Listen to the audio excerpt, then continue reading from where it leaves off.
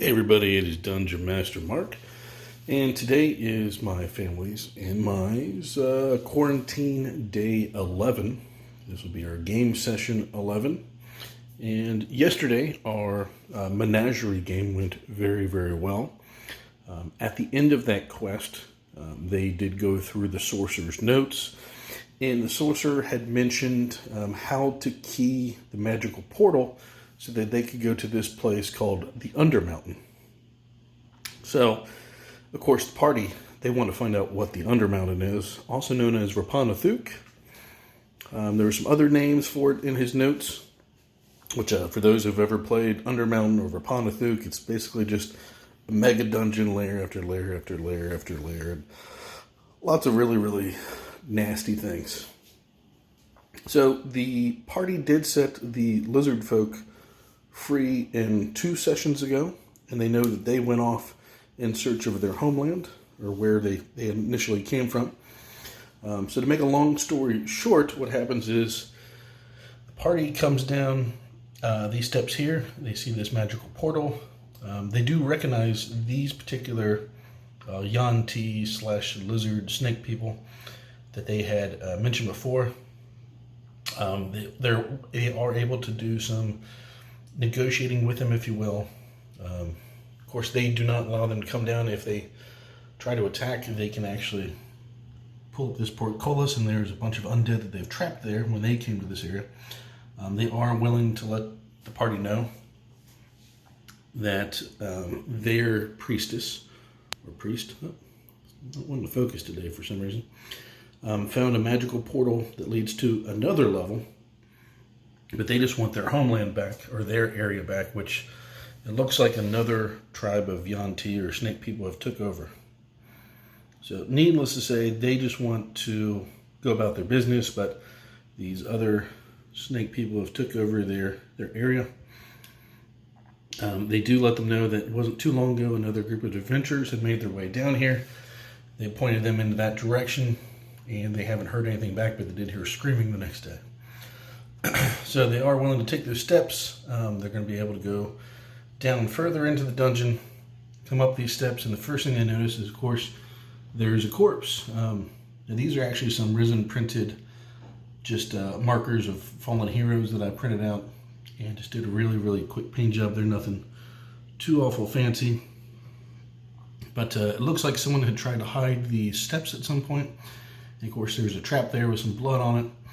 So it looks like there was some type of encounter here where these adventurers were fallen. And they do see where there's a blood trail where people were drug off. In this little antechamber, they hear some type of chanting down this way, which is this other tribe of the snake people, or Yanti, doing some worshiping. They occasionally hear a noise coming from this way. And then down this chamber, they keep hearing this weird kind of scuttling like noise of like insects, which if they do go in there, there's just thousands and thousands of these different sized beetles. There's some larger, dark colored ones. There's some smaller ones. And of course, the party is able to do some knowledge checks. They realize this is kind of like a breeding area for these beetles. They don't seem to be like vicious towards humanoids or anything like that, but they're probably used as a food source. So it's kind of like their livestock, if you will. Down here, you have some guards. There's a human body that's been already started to be eaten upon. And there's one human that is being held captive in the corner. He's just barely alive. Now, they are able to negotiate with these snake people, but of course, they really don't want to make any compromises. They basically just tell them this is their level or their area of home, and they just keep trying to tell the party they need to leave or get out. So they're really not interested in any negotiations themselves. Of course, we have the priestess and her bodyguard over this way in this temporary shrine that they've set up. You have to pardon me, I've got a couple extra lights on. The glare is kind of horrible in this room this morning. Just the way the sunset's coming through the patio doors there. And of course, we have the chamber of the undead again. A little different view of the corpse markers there.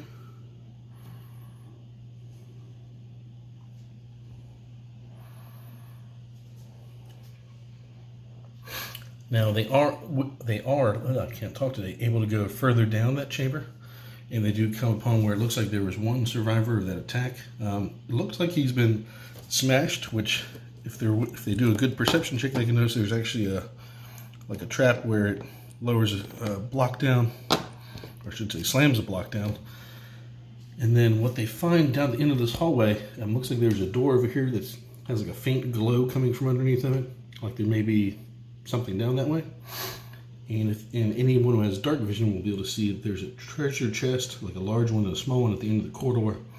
And it looks like there's something kind of glistening on the wall, which is actually a slime, which if anyone heads down that way, it's going to drop down and attack the party.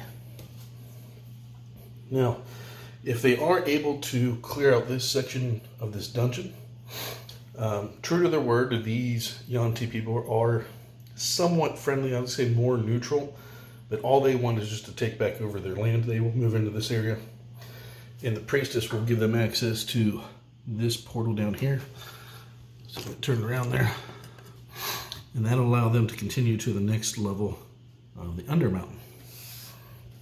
Not only that, the good thing is they may be able to negotiate with these folks by giving back their homeland for safe passage through here in the future, and maybe even an area where they could possibly rest, like somewhere down here that they could lock up. So just gives you kind of a quick teaser of today's video.